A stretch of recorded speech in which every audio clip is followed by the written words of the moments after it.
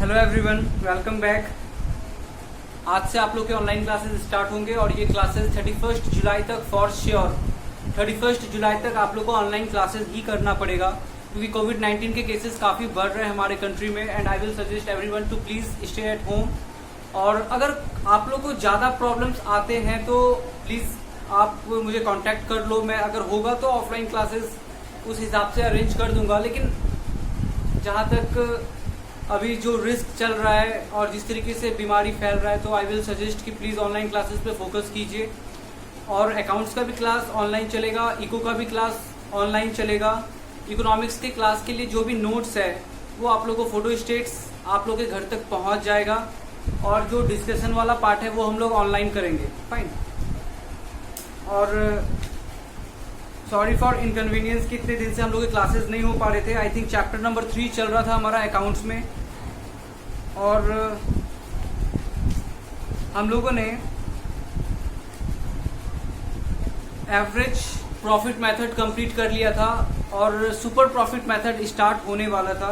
लेकिन मैं सोच रहा हूँ कि आज क्योंकि इतना बड़ा गैप था, बीच में क्लासेस नहीं चल रहे थे, तो एक बार वापस से सारा कुछ रिवाइज करवाऊं कि चैप्टर नंबर 3 में हम लोगों ने स्टार्ट क्या किया था और फिर किस तरीके से टॉपिक्स में फिर गुडविल पे आए थे, गुडविल पे हमने क्या क्या सीखा था। इन सारी चीज़ों को एक बार मैं थोड़ा सा समराइज करूंगा ताकि आपको आगे के क्लासेस में दिक्कत ना हो। And thank you so much for having patience in these days. ठीक है, लेकिन डोंट वरी, अब हमारी क्लासेस रेगुलर चलेंगे और कोई बीच में इंटरप्शन नहीं आएगा। ठीक है, तो स्टार्ट करते हैं। सबसे पहले देखते हैं समराइज करके कि क्या क्या चीजें हम लोगों ने अभी तक पढ़ा था। फाइन। तो चैप्टर नंबर 3 चल रहा था हमारा, change in profit sharing ratio among existing partner. इसमें हम लोगों ने पहला क्लास में डिस्कस किया था अबाउट रिकॉन्स्टिट्यूशन।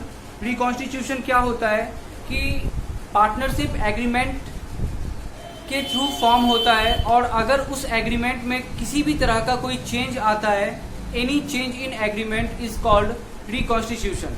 क्योंकि एग्रीमेंट चेंज होने के बाद पुराना वाला एग्रीमेंट खत्म हो जाता है और उसकी जगह पे नया एग्रीमेंट एग्जिस्टेंस में आ जाता है। तो इसी प्रोसेस को हम लोग रिकॉन्स्टिट्यूशन कहते हैं। रिकॉन्स्टिट्यूशन कब कब होता है इसके बारे में हमने डिस्कस किया था। पहला पॉइंट था कि जब change in PSR among existing partner, second point था admission of partner, third point था retirement of partner, fourth point था डेथ ऑफ पार्टनर और फिफ्थ पॉइंट था amalgamation of partnership firm. Right, amalgamation में हमने बात किया था कि दो पार्टनरशिप फर्म एक दूसरे से जब मर्ज हो जाते हैं, एक हो जाते हैं, तो हम लोग एमलगमेशन बोलते हैं। रिटायरमेंट और डेथ में क्या डिफरेंस है हमने इस पे भी डिस्कस किया था।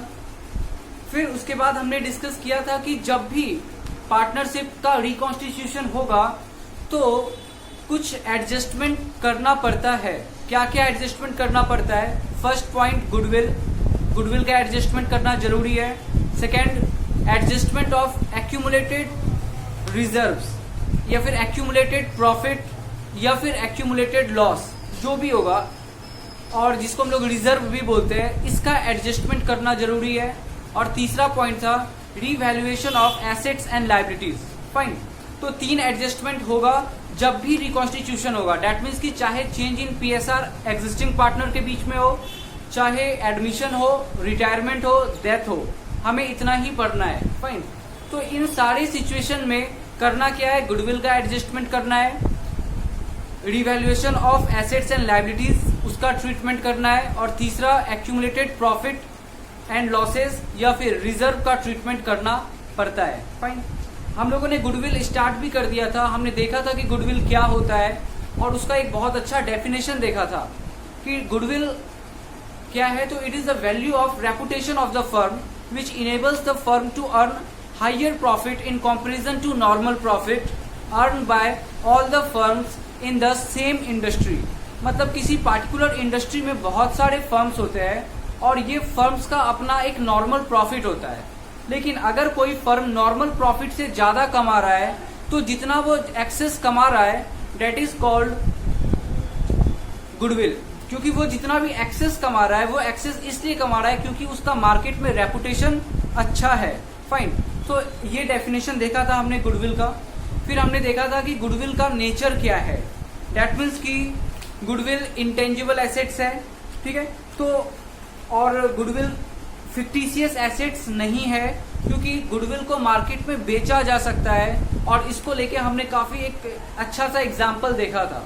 फिर हमने देखा था कि गुडविल को क्या क्या फैक्टर्स अफेक्ट करते हैं, फाइन। तो हमने गुडविल देखा, फिर हमने नेचर ऑफ गुडविल देखा, फिर हमने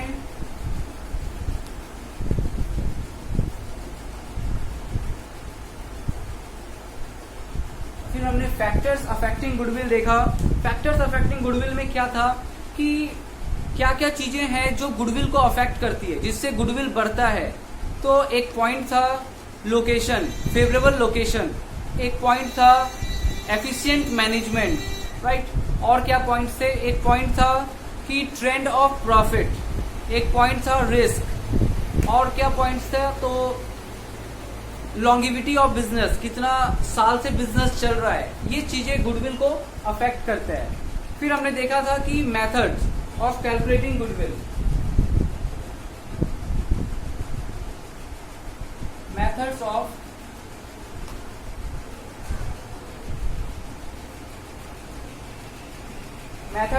कैलकुलेटिंग गुडविल। इसमें हमने देखा था 3 मेथड, एक है एवरेज प्रॉफिट मेथड, फिर हमने देखा था सुपर प्रॉफिट मेथड, और एक है कैपिटलाइजेशन मेथड। इसका पूरा एक चार्ट बनाया था आपने कि एवरेज प्रॉफिट मेथड में 2 टाइप है, एक है सिंपल एवरेज प्रॉफिट और एक है वेटेड एवरेज प्रॉफिट। फिर आपने देखा था सुपर प्रॉफिट, उसके बाद कैपिटलाइजेशन मेथड में भी 2 पार्ट है, capitalization of super profit, capitalization of average profit, fine.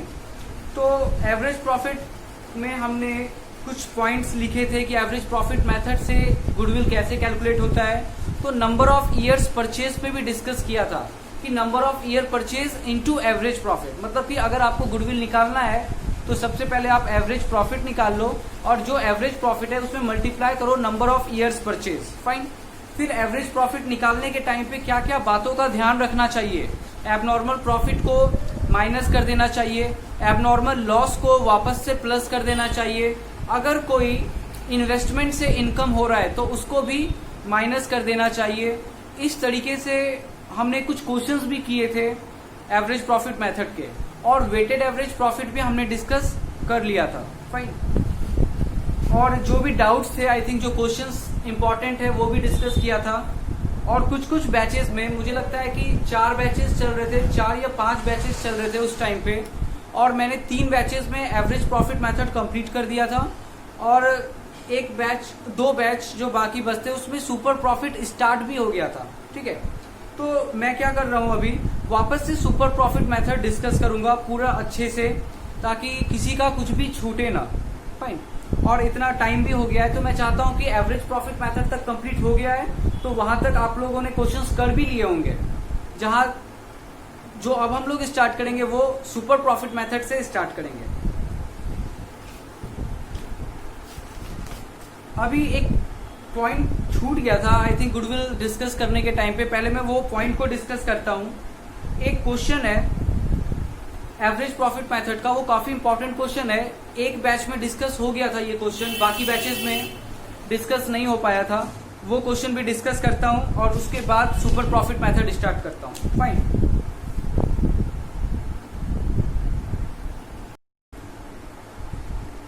Fresh page से आप लोग एक नोट डालिएगा, सबसे पहले लिखिएगा गुडविल।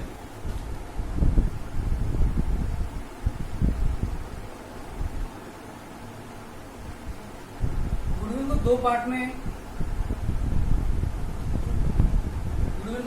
में डिवाइड कर देंगे। This is very important note, इधर से क्वेश्चंस बनते हैं कभी कभी। ये जो गुडविल होता है ना, ये 2 टाइप का होता है, एक होता है सेल्फ जनरेटेड गुडविल, और एक होता है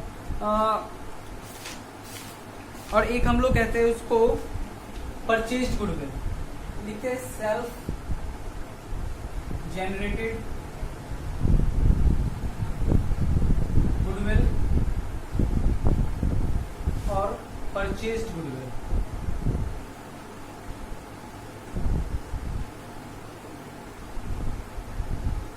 ये आप लोग को इसलिए समझा रहा हूँ क्योंकि देखिए ये दोनों गुडविल में काफी डिफरेंस है। हम लोग बैलेंस शीट में सिर्फ परचेज्ड गुडविल को ही दिखा सकते हैं। आपको पता है ना, गुडविल क्या है, हमारा एसेट्स है। गुडविल क्या है, इंटेंजिबल एसेट्स। तो ये जो परचेज्ड गुडविल है, यही गुडविल को सिर्फ can be shown in balance sheet, can be shown in balance sheet. ये जो सेल्फ जनरेटेड गुडविल है, इसको आप बैलेंस शीट में शो नहीं कर सकते हो, can't be shown in balance sheet. ये गुडविल, सेल्फ जनरेटेड गुडविल, आप बैलेंस शीट में शो नहीं कर सकते हो, अपना एसेट्स नहीं दिखा सकते हो। तो सेल्फ जनरेटेड गुडविल क्या होता है, मान के चलो कि मेरा कोई बिजनेस है, तो मैं बोल रहा हूँ कि देखो मेरे बिजनेस में इतना प्रॉफिट कमाता हूँ मैं, नॉर्मल प्रॉफिट तो मेरे बिजनेस में इतना ही होता है लोगों को, लेकिन मैं अपने रेपुटेशन के कारण से इतना ज्यादा प्रॉफिट कमा रहा हूँ। दैट मीन्स कि जो एक्स्ट्रा प्रॉफिट मैं कमा रहा हूँ, ये प्रॉफिट मेरे गुडविल के कारण से है, ठीक है। और आप क्या बोल रहे हो कि ये जो गुडविल है ना, इसको आपने 4 साल 5 साल नंबर ऑफ ईयर परचेज से मल्टीप्लाई कर दिया और एक गुडविल का वैल्यू पता कर लिया और गुडविल को दिखाए जा रहे हैं आप अपने बैलेंस शीट में। ये पॉसिबल नहीं है, ठीक है। क्योंकि देखो गुडविल का कैलकुलेशन हम लोग क्यों करते हैं, ये पहले समझना पड़ेगा। गुडविल का कैलकुलेशन हम लोग इसलिए करते हैं ताकि जिस टाइम अगर हम लोग किसी के बिजनेस को खरीद रहे हैं या फिर अपने बिजनेस को बेच रहे हैं, तो बिजनेस को खरीदने बेचने के टाइम पे बिजनेस का जो गुडविल है उसको भी बेचा जाता है, राइट। तो आप का बिजनेस अगर बेचा जा रहा है या फिर आप किसी के बिजनेस को खरीद रहे हैं, तो उस टाइम पे आपको उसके गुडविल का फायदा मिल रहा है। वो बिजनेस इतने साल से चल रहा है, तो उसके काफी कस्टमर्स बने हुए हैं, उस गुडविल का फायदा अब आपको मिलने वाला है, तो आप गुडविल के लिए पेमेंट करते हैं। और आपको याद है, आप गुडविल निकालने के लिए नंबर ऑफ ईयर्स परचेज से मल्टीप्लाई भी करते थे, राइट।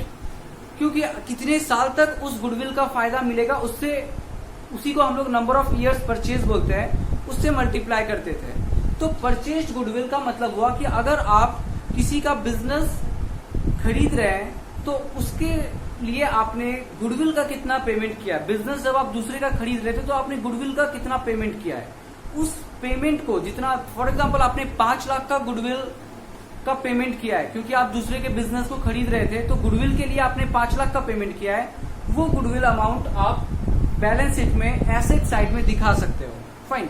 लेकिन अगर आप बोलोगे कि देखो, फॉर एग्जाम्पल मैं बोल रहा हूँ कि मैं 4 साल से पढ़ा रहा हूँ, मेरा बहुत बढ़िया गुडविल है मार्केट में, मेरे पास काफी स्टूडेंट्स आते हैं पढ़ने के लिए, तो रेपुटेशन अच्छा है। और इस तरीके से मैंने क्या किया, अपना कुछ कैलकुलेशन करके गुडविल पता कर लिया और बैलेंस शीट में दिखा दिया।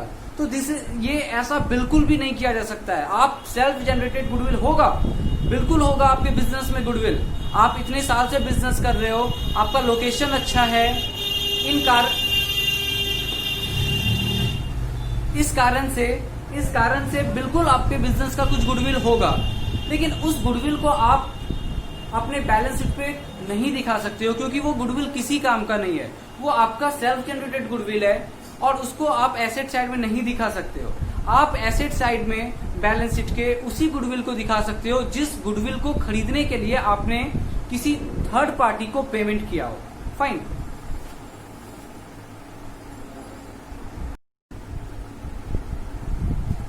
तो यहाँ पे लिखिएगा, सेल्फ जनरेटेड गुडविल में can't be shown in balance sheet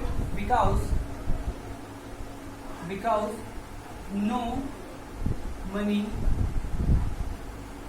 is paid for it। That means कि इसके लिए आपने कोई पैसा का पेमेंट नहीं किया है, ये आपके बिजनेस में अपने आप जनरेट हुआ है ये गुडविल, फाइन। तो इसको हम लोग बैलेंस शीट में नहीं दिखाएंगे क्योंकि इसके लिए आपने कोई पेमेंट पैसों का नहीं किया है। ये ऐसा किसके कहने पे, तो लिखिएगा ब्रैकेट में, एज पर अकाउंटिंग स्टैंडर्ड 26, ठीक है, as per accounting standard 26,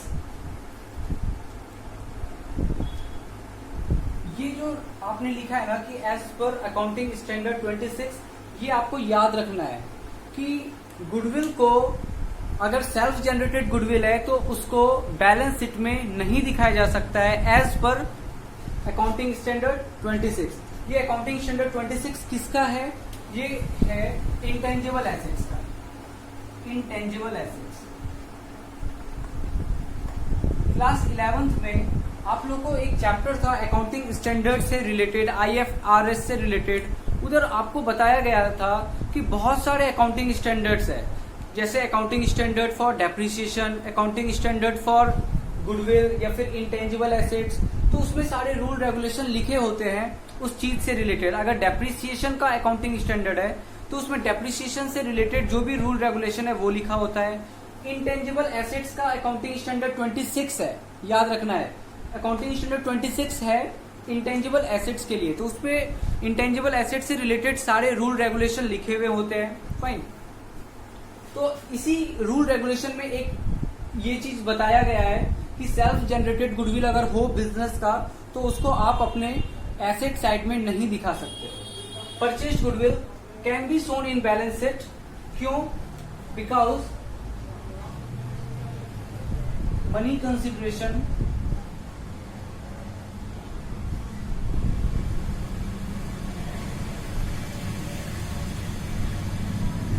because money consideration is paid for it। मतलब आपने जब गुडविल खरीदा होगा, एक एग्जांपल से समझाता हूं ताकि आपको अच्छे से समझ में आए। मान के चलो कि आप कोई बिजनेस को खरीद रहे थे, किसी और का बिजनेस है, उस बिजनेस को आप खरीद रहे थे, तो उस बिजनेस को खरीदने के टाइम पे आपको 25 लाख रुपए का गुडविल देना पड़ा। गुडविल का अमाउंट याद है ना? मिस्टर ए जो डॉक्टर है वो अपना बिजनेस बेच रहा था मिस्टर बी को, तो उसको 25 लाख का पेमेंट करना पड़ा गुडविल के लिए। मान के चलते हैं एग्जाम्पल, गुडविल इज परचेज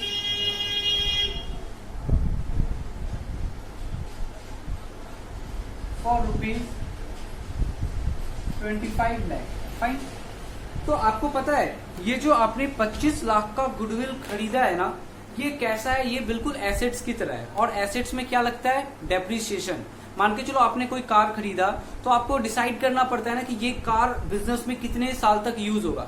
मान के चलो आपने 20 लाख में एक कार खरीदा, आपको लगता है कि ये कार बिजनेस में 5 साल तक चलेगा, तो क्या करना होता है? 4 लाख 4 लाख 4 लाख 4 लाख 4 लाख करके आप 5 साल में कार को डेप्रिसिएट करते हो। सिमिलरली यहां पे भी गुडविल को, अगर आपने गुडविल खरीदा है किसी से बिजनेस खरीदने के टाइम पे और आपने 25 लाख का पेमेंट किया है, तो ऑब्वियस सी बात है उस गुडविल का फायदा आपको नंबर ऑफ इयर्स, मान के चलो कि जब मिस्टर बी मिस्टर ए से गुडविल खरीद रहा था तो बात था कि 3 साल तक उसका फायदा, 3 साल तक मिस्टर ए के गुडविल का फायदा मिस्टर बी को मिलेगा। इट मीन्स कि 3 साल तक डेप्रिसिएशन चलेगा। मान के चलो गुडविल जो खरीदा है 25 लाख में खरीदा है और ऐसा माना जा रहा है कि ये जो गुडविल खरीदा गया है ना, इसका फायदा 5 साल तक मिलेगा। इसका फायदा 5 साल तक मिलेगा। इन दैट केस पता है क्या होगा? एसेट साइड में हम लोग क्या दिखाएंगे? एसेट साइड में मान के चलिए ये बैलेंस शीट है और ये एसेट्स है, तो एसेट साइड में हम लोग दिखाएंगे गुडविल 25 लाख। ठीक है। अब इस साल अगर 25 लाख में एक साल अगर कंप्लीट हो गया तो 5 लाख डेप्रिसिएट हो गया, तो यहाँ पे दिखाएंगे 25 लाख माइनस 5 20 लाख। ठीक है। फिर उसके बाद 20 लाख बचा है ना, तो यहाँ पे फिर लिखेंगे 20 लाख माइनस 5 लाख 15 लाख। फिर दूसरे साल डेप्रिसिएट हुआ, फिर 15 लाख में 5 लाख हटाएंगे। तो इस तरीके से ये भी एक एसेट है और आपको पता है कि हर एसेट डेप्रिसिएट होता है। तो अगर आपने गुडविल खरीदा है तो ऑब्वियसली ये गुडविल भी तो नंबर ऑफ इयर्स, कुछ साल तक आपको इस गुडविल का फायदा मिलेगा।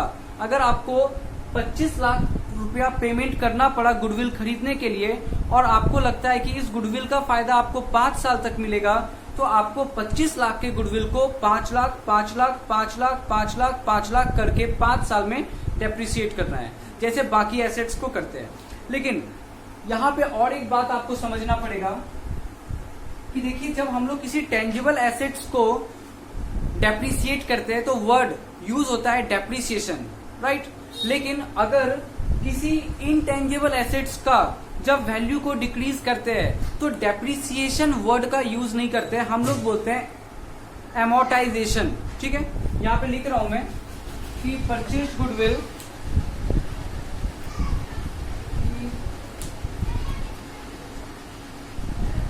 This goodwill is amortized। ठीक है,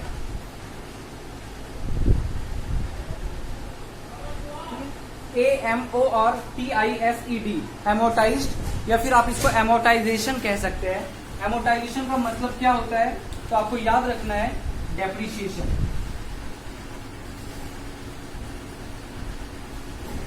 तो अगर आपने गुडविल खरीदा है तो उस गुडविल को आप बैलेंस शीट में दिखा सकते हो एसेट साइड में, और उस गुडविल पे आपका एमोर्टाइजेशन भी हर साल लगेगा, मतलब डेप्रिसिएशन भी लगेगा। ठीक है, लेकिन अगर सेल्फ जनरेटेड गुडविल हो तो आप उसको नहीं दिखा सकते हो, किसके according, as per accounting standard 26। Fine, ये वाला कॉन्सेप्ट रह गया था, तो अब ये भी आपका कंप्लीट है।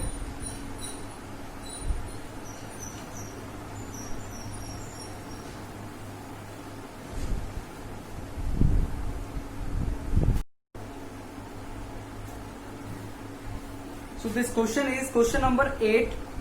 प्रैक्टिकल क्वेश्चन की बात कर रहे हैं हम लोग। क्वेश्चन नंबर 8 पुराने वाले बुक से, और एक बैच में ये क्वेश्चन हो चुका है, बाकी किसी बैच में ये क्वेश्चन नहीं हुआ है आई थिंक, तो प्लीज ध्यान से देखिएगा इस क्वेश्चन को, ये क्वेश्चन काफी इंपॉर्टेंट है।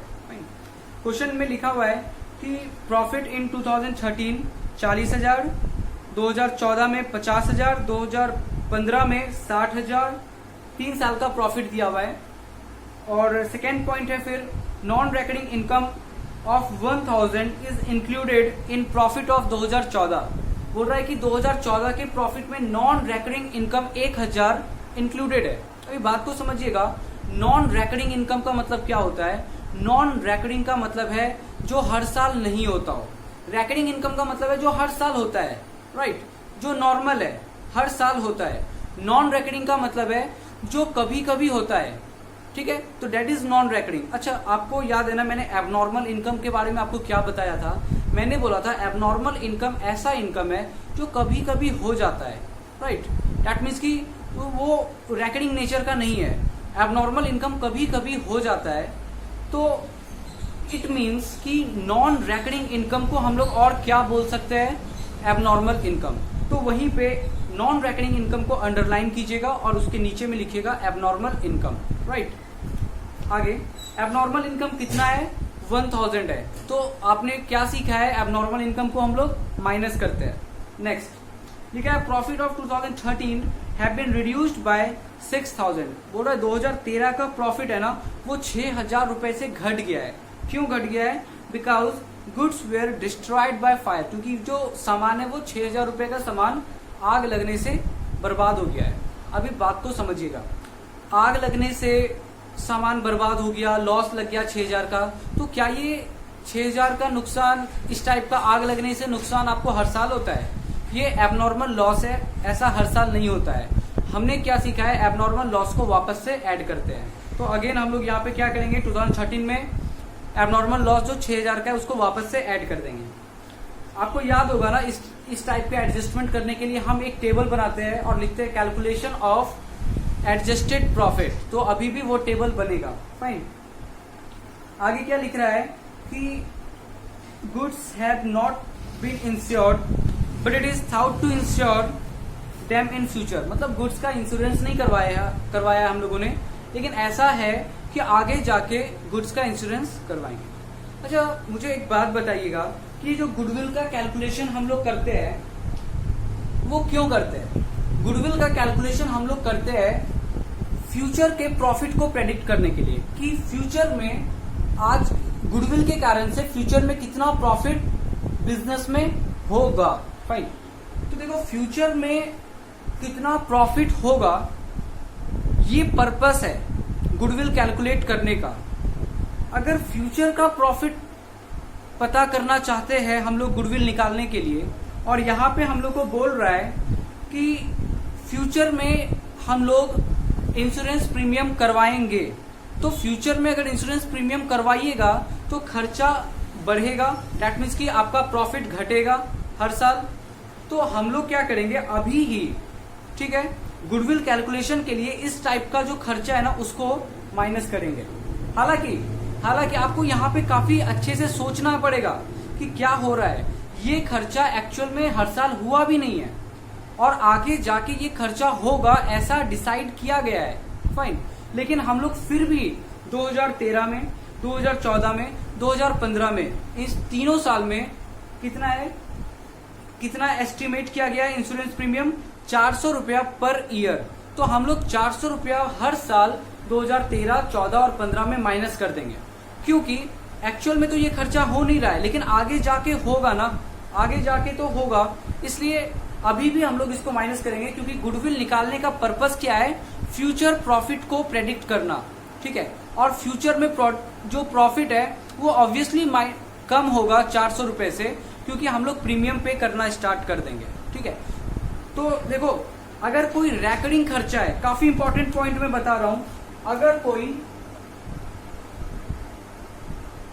रैकरिंग एक्सपेंस है, अभी आपने देखा ना नॉन रैकरिंग एक्सपेंस, मतलब कि जो हर साल नहीं होता है, एबनॉर्मल इनकम की तरह होता है वो, राइट। अब मैं लिख रहा हूं रैकरिंग एक्सपेंस, मतलब जो हर साल होता है, चाहे वो प्रेजेंट का हो रैकरिंग एक्सपेंस,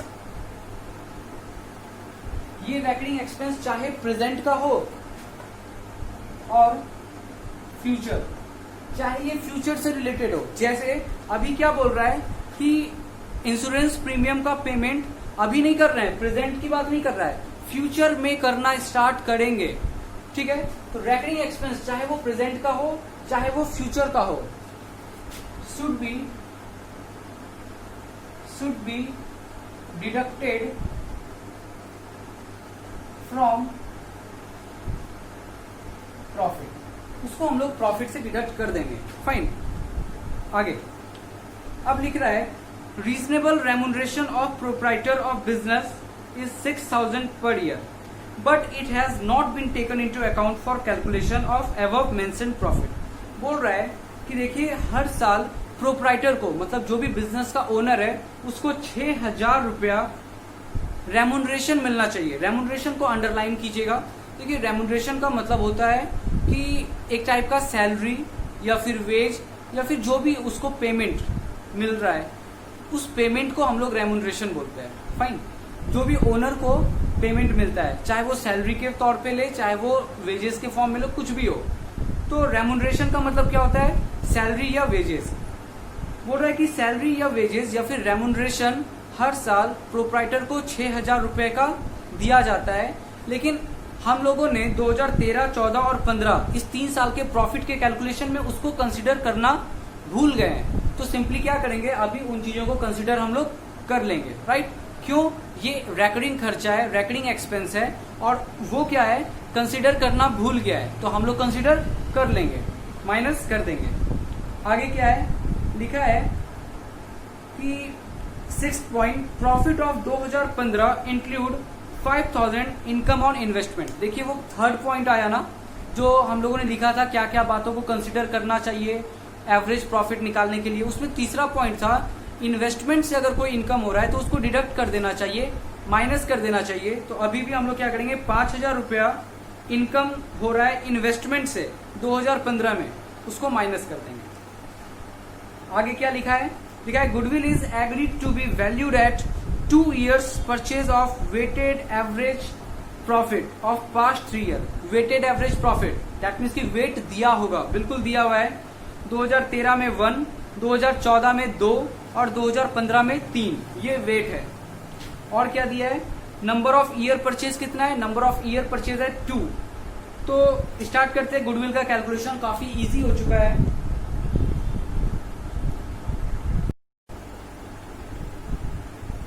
स्टार्ट करते हैं वर्किंग नोट से। लिखते हैं वर्किंग नोट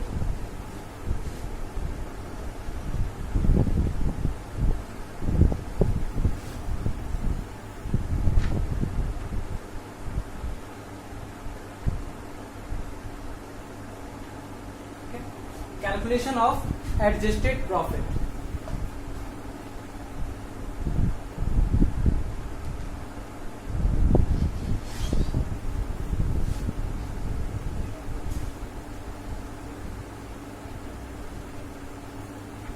तीन साल है, 2013, 2014,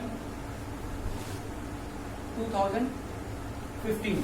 ठीक है, फर्स्ट ऑफ ऑल लिखते हैं एक्चुअल प्रॉफिट। एक्चुअल प्रॉफिट कितना है? Actual profit is 40,000, 50,000 and 60,000। तो लिखते हैं यहाँ पे 40,000, 50,000, 60,000।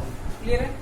अब एडजस्टमेंट स्टार्ट करते हैं। पहला एडजस्टमेंट है non recurring income 1,000 included in profit of 2014। तो नॉन रेकरिंग इनकम क्या करते हैं? माइनस करते हैं। यहां पे लिखते हैं माइनस नॉन रेकरिंग इनकम, मतलब वो इनकम जो हर साल नहीं होता है। कौन से ईयर में? 2014 में। तो 2014 से 1,000 माइनस कर देते हैं। क्लियर है? आगे नेक्स्ट है profit of 2013 have been reduced by 6,000 because goods were destroyed by fire.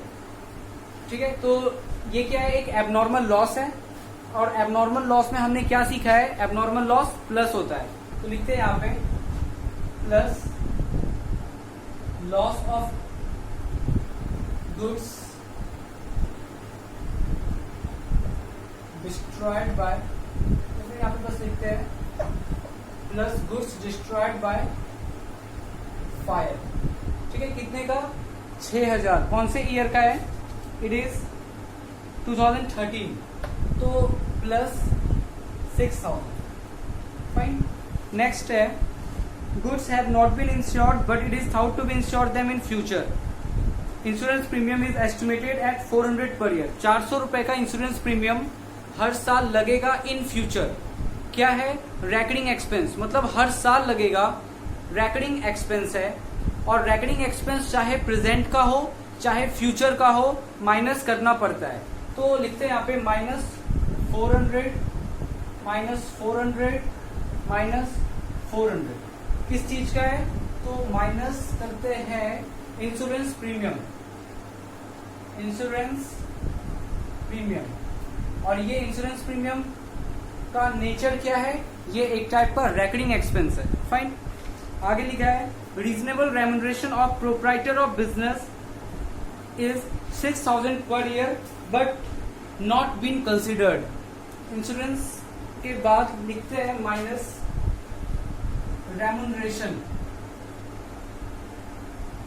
Remuneration of proprietor. Proprietor को हर साल रेम्यूनरेशन पे करना था, मतलब बिजनेस पे करेगा रेम्यूनरेशन प्रोप्राइटर को 6,000 एवरी ईयर, और इसको वो कंसीडर करना भूल गया है, मतलब पेमेंट करना भूल गया है, और बिना पेमेंट किए प्रॉफिट दिया हुआ है। तो अभी अगर हम लोग पेमेंट करेंगे एक्चुअल में, तो प्रॉफिट क्या होगा? घटेगा। तो लिखते हैं -6,000 -6,000 ठीक है, तीनों साल जो भी रेम्यूनरेशन पे होना चाहिए प्रोप्राइटर को, ये वाला खर्चा भी माइनस कर दिए, क्योंकि वो ये खर्चा को माइनस करना भूल गया था। Next is profit of 2015 include 5,000 income on investment. Income on investment को हम लोग माइनस करते हैं, तो 2015 का है, यहाँ पे लिखते हैं minus income from investment, income from investment कितने का है 5000, तो 2015 से 5000 माइनस कर देते हैं।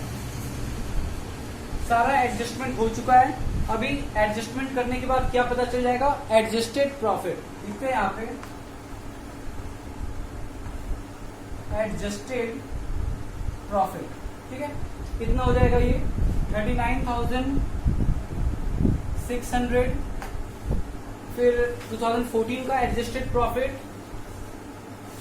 42,600 और 2015 का कितना हो जाएगा 48,600। फाइन। अच्छा, यहाँ पे वेटेड मेथड है, तो वेट को यहीं पे हम लोग दिखा देते हैं कितना वेट है। वेट ठीक है, 2013 का वेट है 1, तो इंटू 1 कर देते हैं। 2014 का है 2, तो इंटू 2 कर देते हैं। और 2015 का है 3, इंटू 3 कर देते हैं। फाइन। अभी ये करने के बाद क्या पता चल जाएगा, हमें वेटेड प्रॉफिट पता चल जाएगा। फाइन। तो वेटेड प्रॉफिट इज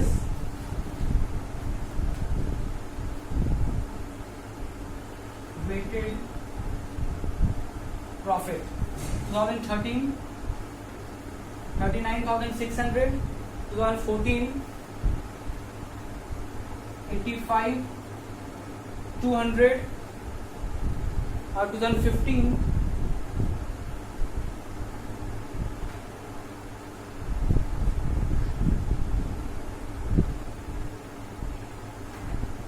1,45,800।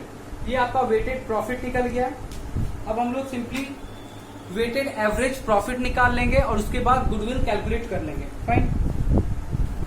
तो इसको हटाता हूं मैं, होपफुली आप लोग ने लिख लिया होगा।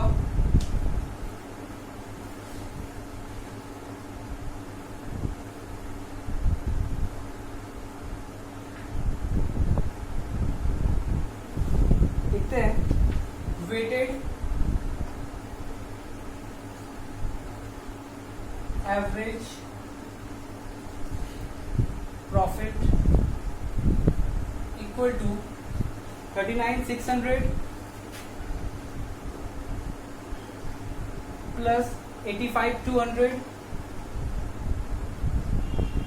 Plus 1,45,800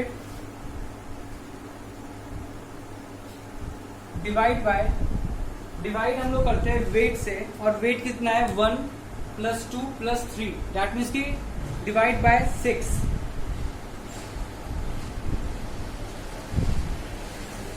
divide by 6 equal to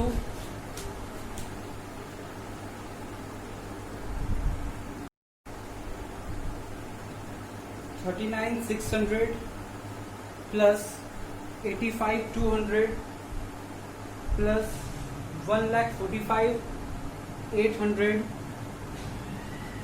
divide by 6, it is 45,100। तो लिखते हैं equal to 45,100। Now goodwill equal to weighted average profit into number of years purchase, number of years purchase equal to weighted average profit 45,100 into number of years purchase आपको question में दिया हुआ है 2, तो into 2 years equal to 90,200। Fine. Check करते हैं answer, it is 90,200, बिल्कुल सही है। तो ये आपका एक क्वेश्चन एवरेज प्रॉफिट मेथड का रह गया था। बाकी सारे क्वेश्चंस हम लोगों ने सॉल्व कर लिया है। नेक्स्ट क्लास से हम लोग सुपर प्रॉफिट मेथड स्टार्ट करेंगे। आज के लिए इतना ही रखते हैं। Super profit method next class में करेंगे, डैट मीन्स की कल, और उसके क्वेश्चंस भी सॉल्व करेंगे। और उसके नेक्स्ट क्लास में हमारा कैपिटलाइजेशन मेथड कंप्लीट हो जाएगा। फाइन। तो गुडविल वाला जो पार्ट है, गुडविल का जो टॉपिक है, वो उसमें अभी 2 दिन और लगेंगे और ये गुडविल वाला पार्ट कंप्लीट हो जाएगा। Fine, thank you so much.